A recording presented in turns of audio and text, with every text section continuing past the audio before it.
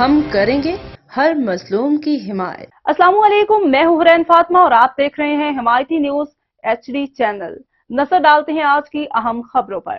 رحیم یار خان چینی کے تاجروں سے 1 ارب سے زائد کا فراڈ، پولیس نے کیس نیب کو بھجوا دیا۔ رحیم یار خان چینی کے تاجروں سے 1 ارب سے زائد کا فراڈ، پولیس نے کیس نیب کو بھجوا دیا۔ ملزمان چینی کے لین دین کے لیے بروکری کرتے تھے۔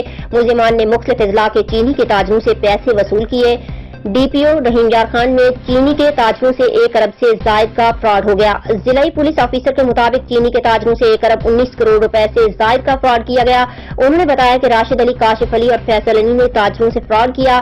ملزمان چینی کے لین دین کے لیے بروکری کرتے تھے۔ DPO کا کہنا ہے کہ ملزمان نے مختلف اضلاع کے چینی کے تاجروں سے پیسے وصول کیے اور معاملہ سامنے آنے کے بعد سے روپوش ہیں۔ DPO کے مطابق 31 سے زائد متاثرہ افراد نے ملزمان کے خلاف درخواست دی تھی اور یہ کیس نیب کو بھجوا دیا ہے۔